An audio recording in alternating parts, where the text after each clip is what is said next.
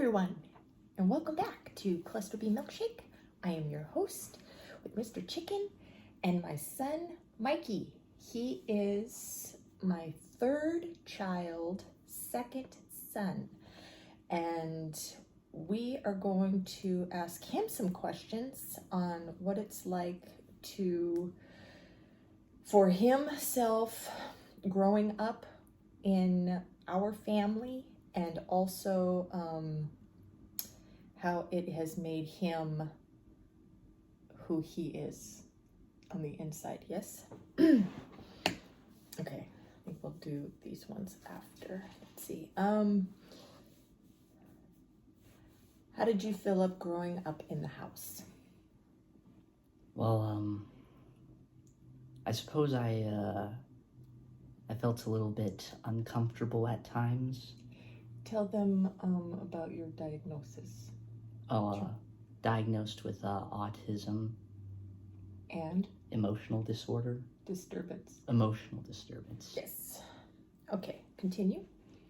So, when growing up at the house, sometimes it was troubling because since my siblings are 5 years and 6 years, or 5 and 11 years older than me, it was hard because I couldn't really understand what they were during their, or whenever they were around, since they were going through things that I couldn't understand at the time. It was kind of confusing for me, because I wanted to know what my siblings that I grew up with were thinking and how they were going through, even if I may have been very young. Okay, how did you feel? So you couldn't connect with them? Yes.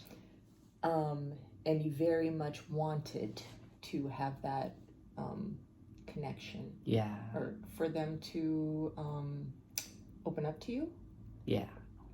Didn't they do that sometimes as you got older?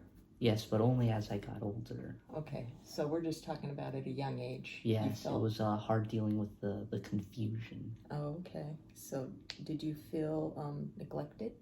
No, I just felt really confused. Okay. It wasn't neglecting because I was surrounded by them, but I wasn't with them, if you know what I mean. Yes. Emotional neglected.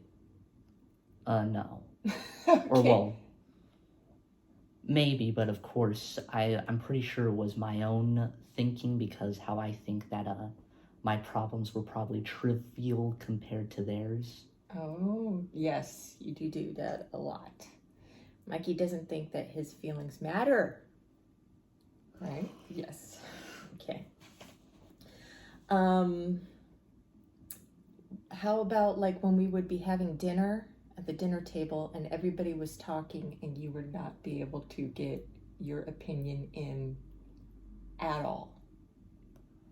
Well, in retrospective, it's like I don't really care about that much. Well, let's talk about how you felt at the time. How did you feel at the time? I felt like everyone around me was just a giant asshole spewing shit. And you didn't feel like your opinion mattered? Yeah. Do you think Dad loves you? He says that he loves me, but I guess the kind of phrase I would use are, words are but wind. Though they may carry with it something, like how a wind usually, like giant hurricanes with winds, and it pushes over large buildings or trees in its way. Mm-hmm. But however, it depends on how strong that wind. Usually wind has no weight, it's weightless, but it may with it take something with it.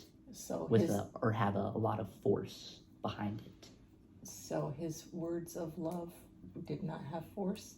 Yes, they did not have any force, and they didn't carry with it anything.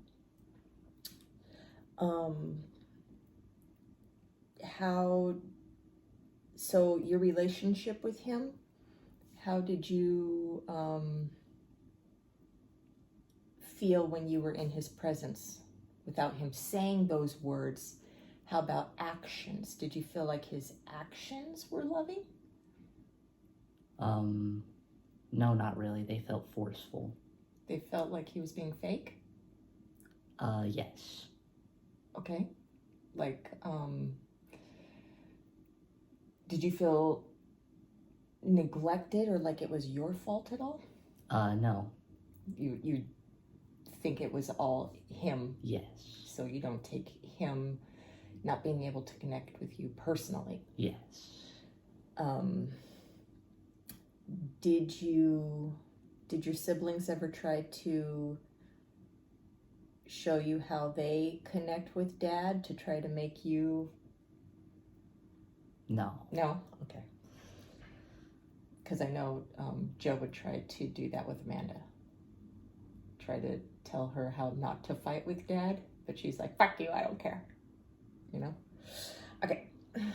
Do you think your siblings love you? How's the sibling wind? It's not strong. No? So you don't feel... What could they do and Dad do to show you that you are loved by them? Well, that I don't really know. I don't know because, you see, whenever I'm around them, I don't really feel anything. They're kind of just, as I said, they're kind of just surrounding, but I'm not with them. And the reason why I can't think of anything that they can do to change that is because when I think of it like a cut. If you cut deep enough, it'll leave a scar, and so all I can think about are just the scars. Though they may have healed now, and I may have been over it now that I'm older, but they're still there. All right, they still weigh on you. They're deep-seated. Do you think I love you? To a certain extent. What, give me some examples of how, both sides, what makes you think I do not, and what makes you think that I do?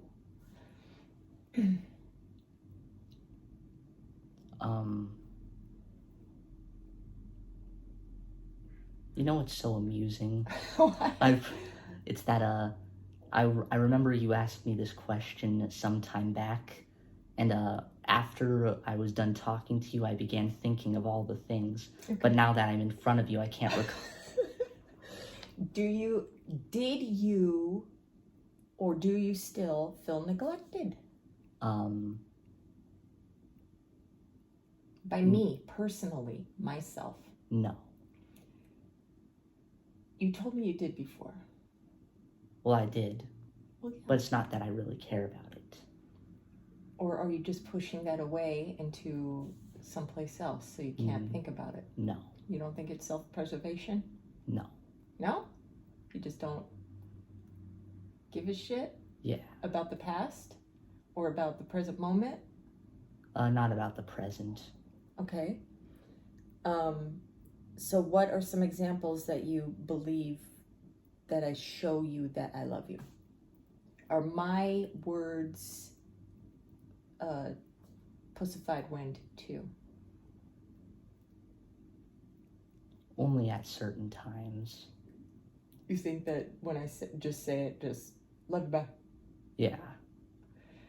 Do you feel like you need to have the full wind behind words all the time, or and if people don't, that they actually don't give a fuck about you?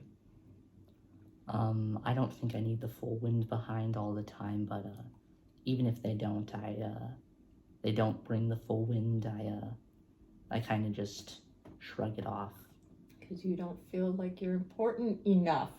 No, that's not true. Are you sure? Yes. How about when I'm always trying to ask you what you're thinking or feeling, and you're like, nothing. And then I have to sit there and drag it out of your ass before you tell me. Isn't that you being thinking that you're not important enough to have your thoughts? No, it's just uncomfortable sharing my thoughts and feelings with other people. But don't you want to share? I thought you want to share.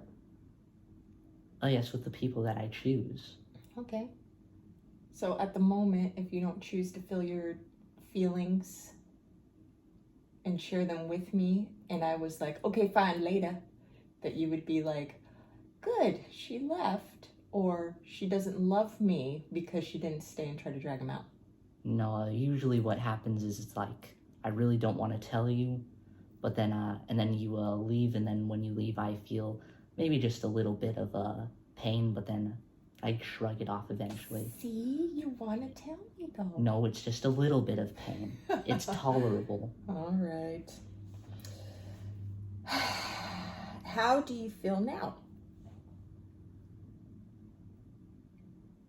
How do you feel?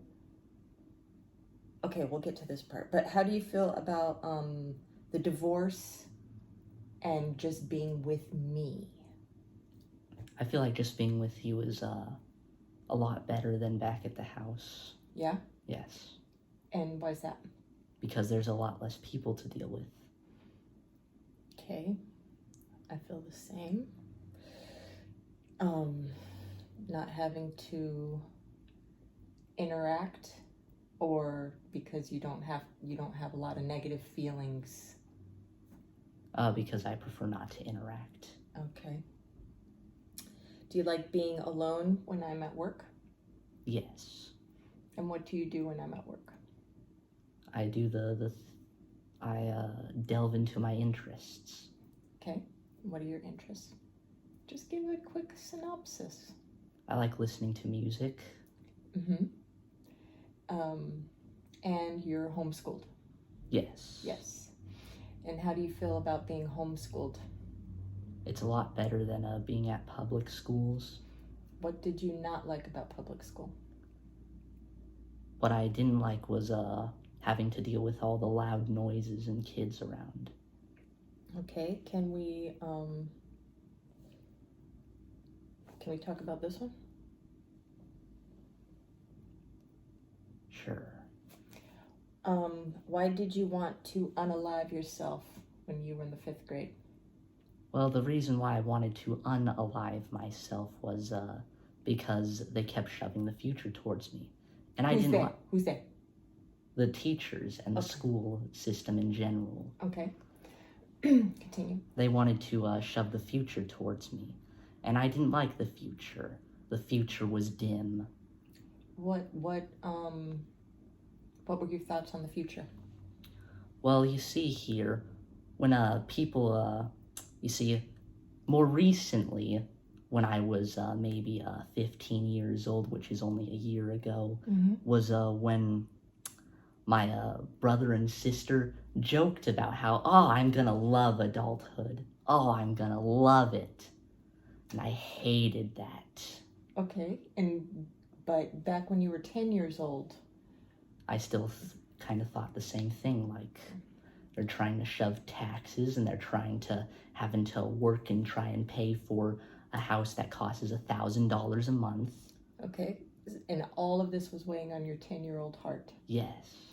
And you just did not want to deal with the future. Yes. And after the unalive attempt, how did you feel being removed and then you get to be home all the time? The homeschool. I felt a little bit better.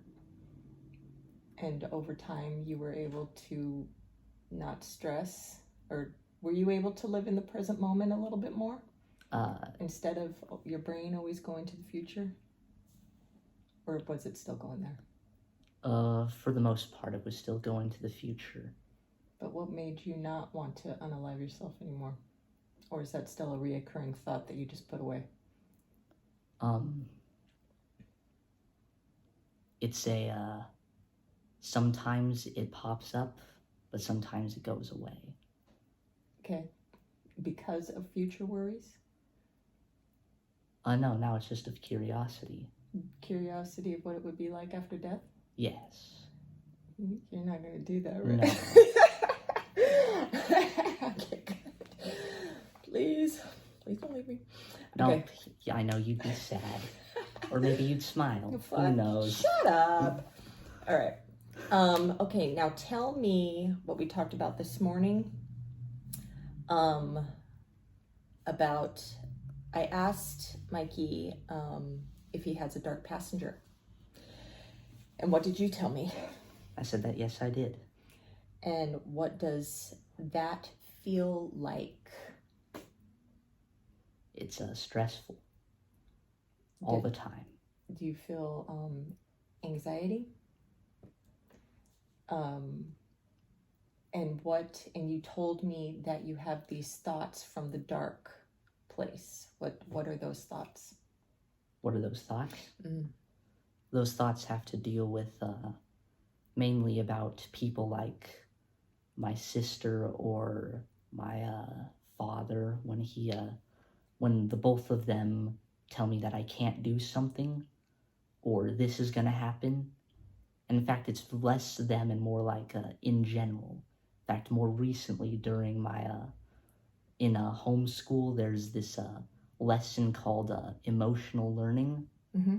And what happened in that emotional learning is it had these, it was once again like it was shoving the future on me. Okay. What did it say? Well, it didn't say like specifically, but it said that you will face challenges. You will blah, blah, blah. You will not want to be alive anymore, or something like that. Uh-huh. And what was the lesson, though? It was about, I believe it was the one about facing your fears. Oh. Did it teach you anything to face? Did it give you any skills or suggestions that were helpful? I can't recall. No? Nothing about living in the present moment? Well, yes, it in the questions that it asks, like it has you choose the certain things, and I've always in that lesson I chose everything correctly. Okay. And throughout all lessons I chose everything correctly. Well, you're just a good memorizer. Yeah. But you don't actually feel like that would be helpful for you? No. No? How was, what did you think about therapy? Was that useless? Stupid. Yeah? Why was Idiotic. therapy useless? Because it's the same thing over and over again. Yeah? Well, which was what? How are you feeling? Are you enjoying school? God, that question is horrible for children. School sucks. Don't ask your kids how the fuck school is. If you're a grandparent, don't fucking do that. Yeah, they do that all the time. Yeah, it's fucking dumb. What is your favorite subject? Going home. That is my favorite subject. My favorite subject is recess. Yes, and lunch. Yeah. Eating. Yeah, I always said that too. So with the darkness that's whispering is a memory of the people closest to you not validating your feelings. Yes. Okay. Well, I thank you for being here. Thank you for having me. And is there anything that you want to leave off with? There might be some questions later, and then I'll come to you and we'll, you can answer them and I'll type them up. Oh, yeah. If, okay? Yes. Thank you. Love you. Love Do you feel the wind? I love you. Do you feel the wind? You're right. I'll eventually feel the physical wind when you're blowing and spitting all over my face with your words. I didn't brush my teeth either. Nice. Okay. And thank you for coming and have a nice day. Namaste.